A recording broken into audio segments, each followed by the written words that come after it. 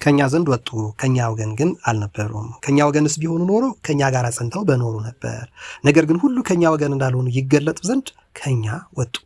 እናንተም ከቅዱሱ ቅባት ተቀብላችኋል፣ ሁሉንም ታውቃላችሁ። እውነትን የምታውቁ ስለሆናችሁ ከኛ ጋር ስለሆናችሁ፣ ውሸትም ሁሉ ከእውነት እንዳልሆነ ስለምታውቁ እንጂ እውነትን ስለማታውቁ አይደለም እንጽፍላችሁ ይላል ቅዱስ ዮሐንስ በመልእክቱ። ክርስቶስ አይደለም ብሎ ኢየሱስን ከሚክድ ክርስቶስ አይደለም በስጋ የተገለጠው ሰው አይደለም ብሎ መሲሁ አይደለም ብሎ የአማልክት አምላክ የድንግል ማርያም ልጅ ወልደ አብ ኢየሱስ ክርስቶስ እሱ በባህሪ ከእግዚአብሔር ጋር የሚተካከል የእኛን ስጋ የተዋሃደ ክርስቶስ አይደለም ብሎ ከሚክድ በቀር ውሸተኛው ማን ነው? አብንና ወልድን የሚክድ ይህ የክርስቶስ ተቃዋሚ ነው። ወልድን የሚክድ ሁሉ አብ እንኳ የለውም። በወልድ የሚታመን አብ አለው፣ መንፈስ ቅዱስ አለው። እናንተ እስከ መጀመሪያ የሰማችሁት በእናንተ ጸንቶ ይኑር። ከመጀመሪያ የሰማችሁት በእናንተ ቢኖር እናንተ ደግሞ በወልድና በአብ ትኖራላችሁ። መንፈስ ቅዱስም ከእናንተ ጋር ይሆናል። እርሱም የሰጠን ተስፋ ይህ የዘላለም ሕይወት ነው። ስለሚያስቷችሁ ሰዎችን ጽፌላችኋለሁ። እናንተስ ከእርሱ የተቀበላችሁት ቅባት በእናንተ ይኖራል። ቅባቱ መንፈስ ቅዱስ ነው። ማንም ሊያስተምራችሁ አያስፈልጋችሁ። ምክንያቱም መንፈስ ቅዱስ አለ። በልጅነት በ40 በ80 ወይ ክርስቲያን ስትሆኑ የተጠመቃችሁበት ቅባት አለ፣ መንፈስ ቅዱስ አለላችሁ። ማንም ወደዛ ብሎ አይነዳችሁም። ነገር ግን የእርሱ ቅባት መንፈስ ቅዱስ ስለ ሁሉ እንደሚያስተምራችሁ እውነተኛውም እንደሆነ ውሸትም እንዳልሆነ እናንተም እንዳስተማራችሁ በእርሱ ኑሩ። አሁንም ልጆች ሆይ ክርስቲያኖች ሆይ ወንድሞች፣ እህቶች፣ አባቶችና እናቶች ሆይ በሚገለጥበት ጊዜ ጌታችን መድኃኒታችን ኢየሱስ ክርስቶስ በሚገለጥበት ጊዜ እምነት እንዲሆንልን በመምጣቱም ሲመጣ በእርሱ ፊት እንዳናፍር በእርሱ ኑሩ። ጻድቅ እንደሆነ ካወቃችሁ ጽድቅን አድርጉ። ጽድቅን የሚያደርግ ሁሉ ከእርሱ እንደተወለደ ማወቁ። ጻድቅ እንደሆነ ካወቃችሁ ጽድቅን አድርጉ። ከእኛ ዘንድ ወጡ፣ ነገር ግን ከእኛ ወገን አልነበሩም። ከእኛ ወገን ቢሆኑ ከእኛ ጋር ጸንተው በኖሩ ነበር አለ። አብ ወልድ መንፈስ ቅዱስ አጋዕዝተ ዓለም ቅድስት ሥላሴ። ይህን ለማለት የፈለገው ከላይ ያለውን ቁጥር ሲነሳ ነው። ዓለምም ምኞቱም ምግቡም መጠጡም ሆዱም ያልፋል። ቅንዝረኝነት፣ ዝሙት፣ ትዳርና ሰርግ፣ ድግስና ጭፈራው ሁሉ ያልፋል። ሐዘንና ትካዜ፣ ስጋትና ፍርሃቱ፣ ጭንቀትና ረሃቡ ያልፋል። መከራና ችግሩ፣ ምቾትና ድሎቱ ሁሉ ያልፋል። የእግዚአብሔርን ፈቃድ የሚያደርግ ግን ለዘላለም ይኖራል። ምንድነው የእግዚአብሔር ፈቃድ? ልጆች ወይ መጨረሻው ሰዓት ነው አለ። በዚህ ዘመን የክርስቶስ ተቃዋሚ ይመጣ ዘንድ እንደሰማችሁ አሁን እንኳ ብዙዎች የክርስቶስ ተቃዋሚዎች ተነስተዋል። ስለዚህ የመጨረሻው ሰዓት እንደሆነ እወቁ። ወንድም እህቶች፣ አሁን ለቅበላ ለጌታችን ለመድኃኒታችን ለኢየሱስ ክርስቶስ የ40 ቀን ጾም ደርሰናል። ዘወረደ ልንል ጥቂት ሰዓታቶች ነው የቀሩን። ከነገ ጀምሮ ዘወረደ ተብሎ ይታወጃል። ያለና የነበረው የሚመጣውም የአማልክት አምላክ እግዚአብሔር ወረደ ወጣ የማይባልለት ጌታ ከክብሩ ከዙፋኑ ከአምላክነቱ ከጌትነቱ ሰው መሆን ሳይገባው ሰው ሆነ፣ ዝቅ አለ ለማለት ነው ወረደ የሚባለው። ለእሱ መውጣት መውረድ መግባት መውጣት የለበትም። ለእግዚአብሔር አምላካችን እንደዚህ የለበትም። በሁሉ ቦታ አለ፣ ሁሉን ያውቃል፣ ሁሉን ያደርጋል። ኤልሻዳይ ነው፣ ሁሉን ቻይ ነው። ታዲያ ለምንድን ነው ወረደ ወጣ የሚባልለት? እንድንረዳ ነው፣ በአቅማችን በልካችን። ስለዚህ ዘወረደ የሚለውን ነገ ጀምረን የጌታችን የመድኃኒታችን ኢየሱስ ክርስቶስ የወረደበትም ትህትናውን ዝቅ ማለቱን ለእኔና ለአንተ ለአንቺና ለሳቸው ለሁላችን ሲል ለእንስሳት አይደለም፣ ለአራዊት አይደለም፣ ለአትክልቱ አይደለም፣ ለዓለማት አይደለም፣ ለዩኒቨርስ አይደለም፣ የሰው ልጅ ለሚባል ሰው ነው የወረደው ጌታ። የሰው ልጅ ነው። ጨንቆ ቸግሮን አዝነን ተክዘን ሊሆን ይችላል። ፖለቲካው አላስተማምን ብሎን የሊቃውንቱ ነገር ግራ አጋብቶ ሊሆን ይችላል የወረደው። ዳግመኛም የሚመጣው እግዚአብሔር ግን ከኛ ዘንድ ወጡ፣ ዳር ግን ከኛ ወገን አልነበሩም። እነዚህ የክርስቶስ ተቃዋሚዎች ናቸው ይለናል። እነማን ናቸው? ሆዳምነት፣ በቅበላ ስም በቃ ዝርክርክ መሆን። ይህ ከኛ ወገን አይደለም ወንድሞቼ። ከኛ ወገን ያልሆነ በጣም ብዙ ኮተት አለ፣ እናስወጣ። ትዕቢት፣ ንቀት፣ ምቀኝነት፣ ተንኮል፣ ስግብግብነት፣ ራስ ወዳድነት፣ ራስን ከፍከፍ ማድረግ፣ መመጻደቅ፣ ጠማማ ነገር ማውራት፣ አውቃለሁ ባይነት፣ እንደኔ ያለ ለፍላፊነት፣ ድንቁርና። ይህ ሁሉ ጨለማ ከእግዚአብሔር ዘንድ አይደለም። ከእግዚአብሔር ዘንድ ያልሆነ ሁሉ ይወጣል። ከእግዚአብሔር ጋር አይደለም። ድሪቶ ነው፣ ድሪቶ ጠቅላላ ይወጣል። ከእግዚአብሔር ጋር የሆነ ብቻ ይጸናል። በመጨረሻም እንዳላስተውላችሁ አላል ምንድን ያለው? ጻድቅ እንደሆነ ካወቃችሁ ጽድቅን የሚያደርግ ሁሉ ከእርሱ እንደተወለደ ወቅ። እግዚአብሔር ጻድቅ ነው የምንል ከሆነ ጽድቅን ማድረግ ነው ከኛ የሚጠበቀው። ቅዱስ ዮሐንስ መጥምቅ ምን አለው? ጽድቅን ልናደርጋት ይገባናል። አንተ አምላኩን አጠመቀ፣ እኔ በባህሪያው በሐዋርያው በነቢዩ በወንጌላዊ ተጠመቀ እየተባለ ለዘላለም ይነገርልሃል። ከሴቶች ከተወለዱት የተለየ ተብለህ ትታወቃለህ፣ አምላኩን ያጠመቀ ተብለህ አለው። መታሰቢያው ለበረከት ወደ ሥላሴ ትትረመም ወትትነገር፣ ሥላሴ ትትረመም ወትትነገር። ትዕቢት፣ ንቀት፣ ምቀኝነት፣ ክፋትና ነውር፣ ስድነትና ልቅነት በእውነት ከኛ ዘንድ መሆን አይገባውም። ከእግዚአብሔር ዘንድ ያልሆነ እግዚአብሔር ጻድቅ እንደሆነ የምናውቅ ከሆነ ሆዳምነትን፣ ቅንዝረኝነትን ከኛ ወገን ልናደርግ አይገባል። የሰውን ልጅ ስጋ ነፍሶ ለብሶ አጥንቱ ከአጥንታችን አጥንት ከደማችን ደም ከሰውነታችን ሰውነትን ወስዶ በባህሪያችን እኛን መስሎ የአማልክት አምላክ ጌታችን መድኃኒታችን ኢየሱስ ክርስቶስ መካከለኛ ሆኖ በአምላክና በሰው መካከል ያስታርቀን ዘንድ ፈቅዷል። ምንድነው ማስታረቅ? ምንድነው መለመን? ስለዚህ አብይ ጾምን መጾም አለብን። ብዙ ኮተታችን እንዲራገፍ። የጌታ ልጆች እኮ ነን፣ የፈጣሪያችን ልጆች እኮ ነን። ጭብጥ ኩርምት ድቅቅ ብለን እስከ መቼ ነው የምንኖረው? ጻድቅ እንዳንበሳ ነው ወዳጅ። እንዴ ቀና በል፣ ይመች ባለበት ቦታ ባለሽበት ቦታ ቀና በይ። እግዚአብሔር የፍርሃትን መንፈስ አይደለም የጭንቀትን መንፈስ አይደለም የሰጠን፣ ሰውን ያደረገን። ሰው ያደረገን ጌታ ስንወድቅበት ደግሞ ሰው ሆነ፣ ሰው ሆኖ ደግሞ አነሳን። የተነሳንበትን ነገር እናጣጥም ዘንድ ንስሐ እየገባን ምንችላትን ጸሎት እያደረግን ምንችላትን ነገር እያደረግን ምንችላትን እያስተካከልን ወደ እግዚአብሔር እንቅረብ። ወደ እኔ ቅረቡ እኔም ወደ እናንተ እቀርባለሁ ብሏል። ከክፉ ሽሹ፣ ሰላምን ተከተሉ፣ እኔ ያለው 2-3 ሆናችሁ እንጂ ከኔ ዘንድ ያልነበሩት ከኔ ሲወጡ ቅር አይበላችሁ። ክፋት፣ ነውር፣ ርኩሰት ሁሉ ከእግዚአብሔር ዘንድ አይደለም። አጭበርባሪነት፣ ራስን ከፍ ከፍ ማድረግ፣ መመጻደቅ፣ ቅሌት፣ ንቀት፣ በእውነት ስድነት፣ ቅንዝረኝነት፣ ዘፋኝነት፣ ስካር፣ መዳራት፣ መልከስከስ ከእግዚአብሔር ዘንድ አይደለም። መንፈስ ቅዱስ የማይወደው እግዚአብሔር የሰላም አምላክ ነው እንጂ የእውቀት አምላክ አይደለም። ጩኸት የሆነ አምልኮ፣ ጩኸት የሆነ ዝማሬ፣ ጩኸት የሆነ ዝላይ፣ ጩኸት የሆነ ስብከት መርሐቁ ሽሹት። እግዚአብሔር የሰላም አምላክ ነው። እርሱ ጻድቅ እንደሆነ ካወቃችሁ ጽድቅን የሚያደርግ ሁሉ ከእርሱ ዘንድ ነው አለ። ስለዚህ ወደዛ ልንሆን አይገባንም። ማን ያለው ሥላሴ ትትረመም ወትትነገር። ልጆች ሆይ የመጨረሻው ሰዓት ነው። የክርስቶስ ተቃዋሚ ይመጣ ዘንድ ተሰማችሁ። አሁን እንኳ ብዙዎች የክርስቶስ ተቃዋሚዎች ተነስተዋል።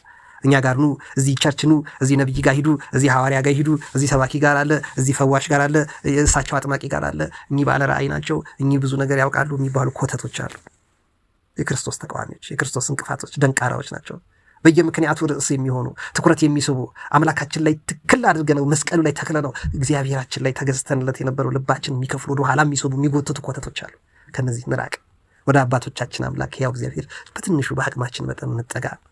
እርሱ ጻድቅ እንደሆነ ካወቅን ጽድቅን እናድርግ። ከክፋት መንሸሽ ወንድም እህቶች። ዓለምም ምኞቱም ያልፋል፣ የእግዚአብሔርን ፈቃድ የሚያደርግ ግን ለዘላለም ይኖራል። ዓለምም ምኞቱም ያልፋል፣ የእግዚአብሔርን ፈቃድ የሚያደርግ ለዘላለም ይኖራል። የእግዚአብሔር ፈቃድ ምንድን ነው? ሆድ ሰጥቶ ብላ ብለዋል። መጠጥ ሰጥቶ ጠጣ ብለዋል። ልብስ ሰርተ በቃ የሚለበስ እንደ ጸጉር እኮ አልሰጠም። እንደ ውሻ፣ እንደ ድመት፣ እንደ ፈረስ፣ እንደ በግ፣ እንደ ርግቦች፣ እንደ አዋፋት ጸጉር ላባ አልተሰጠንም። ራቁታችንን በቃ ልብስ ካለ ልበስ፣ ጫማ ካገኝ ተጫማ፣ ስልክ ካለ ተጠቀምበት፣ ኮምፒውተር፣ መኪና፣ ቤት፣ ንብረት፣ ሀብት ካለ ተጠቀምበት። ሁሉ ተፈቅዷል። ሁሉ ግን አይጠቅምም። ይልቅስ ዓለምም ምኞቱም ያልፋል፣ የእግዚአብሔርን ፈቃድ ማድረግ ነው የሚሻለው። የእግዚአብሔር ፈቃድ ግን ምንድን ነው? እርስ በርስ መዋደድ አይደል? እርስ በርስ መከባበር አይደል? ለቤተሰብ ማሰብ፣ ለልጆች ማሰብ፣ ለትዳር ማሰብ፣ ለሀገር ማሰብ፣ ለቤተ ክርስቲያን ማሰብ፣ ስለ ስሙ መሞት በስሙ መኖር። አቤት አቤት! አዎ በቃ እኮ የሚገባውን ነገር ማድረግ ነው ወንድም እህቶች። በቃ መመለስ ፈቃዱ ይቺ ነች። መስማማት፣ መደማመጥ፣ መከባበር፣ ባለን አመስግኖ መኖር፣ በተሰጠን ማክበር፣ በተሰጠን ልክ መኖር፣ በተሰጠን ልክ በተፈቀደልን ልክ። ታመሃል፣ ታመሻል፣ አሞናል፣ አዎ ተመስገን። እግዚአብሔር ሰጠ፣ እግዚአብሔር ነሳ፣ የእግዚአብሔር ስም የተመሰገነ ይሁን። ማረኝ እያልን እየጸለይን 38 ዓመት ጸበል ስር እንዲድን እየጠበቀ እየጸለየ እንደተጋው ከመጻጉዕ እናንሳለን። በትል በእከክ ከተመተው ከኢዮብ እንደ ኢዮብ ያለ በሽታ ወሮናል ወንድሞች፣ አልወረረንም። በእውነት አሳልፎ ያልሰጠን እግዚአብሔር አምላክ የተመሰገነ ይሁን። ዓለሙም ምኞቱም ያልፋል። ስግብግብነቱ፣ ጭንቀቱ፣ እኔ በልጥ የሚለው ሁሉ ያልፋል። ጉራው፣ ትዕቢቱ፣ ኩራቱ ሁሉ ያልፋል። ማያልፍ የለም፣ ያልፋል ሁሉም። የእግዚአብሔርን ፈቃድ የሚያደርግ ግን ምን ይሆናል? ለዘላለም ይኖራል። የእግዚአብሔር ፈቃድ ምንድን ነው? በፈጠራት ዓለም ላይ ደስ ብሎ እንድትኖር ነው። በመልክሽ ምክንያት ብዙዎች እንቅፋት ሊሆኑብሽ ይችላሉ። በሀብት ምክንያት ደንቃራህ ሊበዛ ይችላል። እውቀት ስላለ ብዙ ልትቸገር ትችላለህ። ጉልበት ስላለ ካሁን ብዙዎች ይደገፉክ ይሆናል። የታመምክ ቀን የወደክ ቀን ዞር ብሎ የሚያይክ ላይኖር ይችላል። ወንድሜ እህቶቼ፣ የእግዚአብሔርን ፈቃድ ማድረግ ነው ለዘላለም የሚያኖረው እንጂ ውበት፣ ጉልበት፣ ሀብት፣ ንብረት፣ እውቀት ላይ መደገፍ አይደለም። ስልጣን ይሻራል። እግዚአብሔርን መምሰል፣ የእግዚአብሔርን ፈቃድ እየፈጸሙ መኖር ግን ለዘላለም ያኖራል። ሆዳምነት እኮ ለዘላለም አይኖርም። ሆድን የሰጠ አምላክ እህልን ፈጥሯል። ሆድንም እህልንም ግን ያጠፋቸዋል ተብሎ በመጽሐፍ ቅዱስ ተጽፏል። ተጨነቅን፣ ምን አመጣን? ምን ጎደለብን? ምን አዳም ራቁቱን ነበር፣ እኛም ራቁታችን ነን። ሔዋን ራቁቷን ነበረች፣ እኛም ራቁታችን ነን። አዳም ስልክ አልነበረውም፣ በቃ ያለ ስልክ መኖር ይቻላል። አዳም ቴሌቪዥን አልነበረውም፣ ያለ ቴሌቪዥን መኖር ይቻላል። ክርስቶስ እኮ ለእሱ ነው የወረደው ወንድሜ እህት ዓለም። ክርስቶስ እኮ ለሔዋን ነው የወረደው። ወረደ ተወለደ የምንለው እኮ ለማን ነው? ለሔዋን ለአዳም እኮ ነው። ራቁታቸው ሁሉ ታለበሳቸው። አሁን የቀረነው እኛ ነን። እኛን ደግሞ እንዲያለብስን የተሰጠንን እድል መጠቀም ነው። እኛ ከነሱ በጣም ብዙ ሀብታሞች እኮ ነን፣ ባለጸጎች ነን። በእውነት ባለጸጎች ነን። ድሆች ስንሆን ብዙዎችን ባለጠጎች እናደርጋለን ተብሏል። ድህነት በምንድን ነው? ስንት ብር ያላቸው ራሱን አጠፋ ሲባል ትናንት የሚሰማው ሰዋል። ብር ያላቸው ባለስልጣን የሆኑ ሀብታም የሆኑ ዝነኛ ክቡራን የሆኑ ምን ጠቀማቸው? ምንም። የእግዚአብሔርን ፈቃድ የሚያደርግ ለዘላለም ይኖራል። ፈቃዱ ምንድን ነው? ፍቅር፣ ማግባት፣ ልጆች መውለድ፣ ሀብት እንዲበዛል ይባርካል እኮ። በረከት እኮ በጻድቅ ራስ ላይ ነው ተብሎ ተጽፏል። ስለ ደከምክ፣ ስለ ሮጥ፣ ስለ ለፋህ አይደለም። ዝም ብሎ እኮ አልተጻፈም። የሰራዊት ብዛት ሀገር በሽ ትጠበቃለች ተብሎ። እግዚአብሔር ካልጠበቀ ሀገር በከንቱ ነው የምትጠበቀው። እግዚአብሔር ቤትን ካልሰራ በከንቱ ነው የምትደክመው። ስለሌለኝ አይደለም። እኔ ያላቸው ምን አተረፉ? ኖሮህ ምን አተረፍክ? እኔን በነበረኝ ጊዜ ምን አተረፍክ? ምን? እግዚአብሔር ቤትን ከሰራ ሰራተኞች በከንቱ አይደክሙም። እግዚአብሔር ካደረሰልህ፣ ከደገፈ፣ ሞገስ ከሆነ፣ ጥላ ከለላ ከሆነ ጎዳናውም ገነት ይሆንልሃል። የላስቲክ ቤቱን ገነት ነው የሚሆንልህ። እስር ቤት ገነት ለዮሴፍ አልሆነለትም? ለአርሴማ ህይወቷ ገነት አልነበረም? ለቅዱስ ጊዮርጊስ ህይወቱ ገነት አልነበረም? ለአቡነ አረጋዊ ህይወታቸው ገነት አልነበረም? ለነቢያትና ሐዋርያት ጻድቃንና ነገስታት ሳይጎዱ ሳይርባቸው ሳይጠማቸው ሳይቸገሩ ቀርቶ መስሏል? ወደው ፈቅደው እኮ ነው። ጉልበት፣ አቅም፣ እውቀት፣ ውበት አጥተው እኮ አይደለም። ዓለሙም ምኞቱም ያልፋል፣ የእግዚአብሔርን ፈቃድ ግን የሚያደርግ ለዘላለም ይኖራል የሚለው የአንደኛ የዮሐንስ መልእክት ምዕራፍ 2 ቁጥር 17 በህይወታቸው ስለተነበበ ነው። እመቤታችን ደግሞ ምን አለች? አሳምራው ነፍሴ ጌታን ታከብረዋለች፣ መንፈሴ በመድኃኒቴ በእግዚአብሔር ደስ ይላታል፣ የባሪያይቱን መዋረድ አይቷልና አለች። አቤት እንዴት ያለች እናት ነች! ሥላሴ ትትረመም ወትትነገር፣ ሥላሴ ትትረመም ወትትነገር፣ ሥላሴ ትትረመም ወትትነገር። ነፍሴ ጌታን ታከብረዋለች፣ መንፈሴ በመድኃኒቴ አምላክ ሐሴት ታደርጋለች፣ የባሪያይቱን መዋረድ አይቷልና እነሆ ከዛሬ ጀምሮ ትውልድ ሁሉ ያመሰግኑኛል። ለምን? እርሱ ብርቱ የሚሆን ታላቅ ስራ በእኔ አድርጓልና አለች። በአንተ ላይ እግዚአብሔር እርሱ ብርቱ የሚሆን ታላቅ ነገር አድርጓል። በአንቺ ላይ ብርቱ የሚሆን እርሱ ታላቅ ነገር አድርጓል። በእርሶ ላይ ብርቱ የሚሆን እግዚአብሔር ታላቅ ነገር አድርጓል። አዎ ከኛ ዘንድ ወጡ፣ ከኛ ወገን አልነበሩም የተባለላቸው ኮተቶችን ማውጣት ነው። ትዕቢት፣ ንቀት፣ ምቀኝነት እናስወግድ። እንደ እመቤታችን እኔ ለጌታ ባሪያው ነኝ እንበል። ነፍሴ ጌታን ታከብረዋለች እንበል። መንፈሴ በመድኃኒቴ አምላክ በእግዚአብሔር ደስ ይብላታል እንበል። በመጠጥና በስካር በዳንስና በጭፈራ በሉ፣ ጠጡ፣ ሰከሩ፣ አመነዘሩ፣ ቀነዘሩ ተብሎ እንደተጻፈላቸው እንደ ሰዶማውያን ተጠርገን እንዳንጠፋ፣ በሎጥ ዘመን እንደነበሩ የጥፋት ልጆች እንዳንሆን ወንድም እህቶች የጌታን ስም የሚጠራ ሁሉ ከአመፅ ይራቅ ተብሎ ተጽፏል። ከአመፅ ርቀን የእግዚአብሔርን ፈቃድ እየፈጸምን ልንኖር ይገባል። ከኛ ዘንድ ወጡ የተባለላቸውን ማስወጣት ነው። ከኛ ወገን ሊሆኑ የማይገባቸው ኮተቶቻችን ማስወጣት ነው። ሰውነት የኛ ነው። መብላት ለኛ ተፈቅዷል። ማየት ተፈቅዶልናል። መስማት ተፈቅዶልናል። ማንበብ ተፈቅዶልናል። መሄድ ተፈቅዶልናል። መቀመጥ ተፈቅዶልናል። መዝለል ተፈቅዶልናል። መተኛት ተፈቅዶልናል። መተንፈስ ተፈቅዶልናል። ሰማይ ያንተ ነው። ምድር ላይ መኖር ተፈቅዶልናል።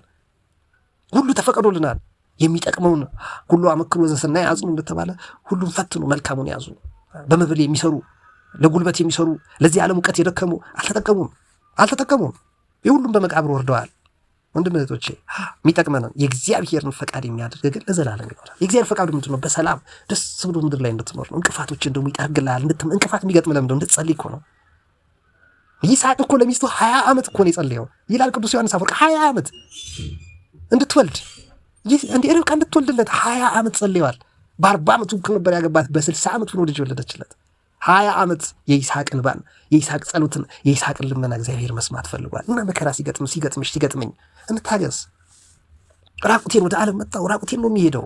ይበቃኛል፣ ያለኝ ባለኝ በሰጠኝ ነገር ላመስግነው፣ ላክብረው፣ በጎደለኝ ደግሞ ልለምነው እያልን ተረጋግተን ልንኖር ይገባል። ወንድም እህቶች እና ጾሙን ልንጠቀምበት ይገባል። ዘወረደ የሚባለው ከኛ ዘንድ ወጡ የሚባሉት ማስወጣት ነው። ከኛ ጋር ሊሆን የማይገባው ማስወጣት ነው። ወደኛ ሊገባ የሚገባውን ደግሞ ማስገባት ነው። ከኛ ዘንድ ወጡ፣ ዳሩ ግን ከኛ ወገን አልነበሩም።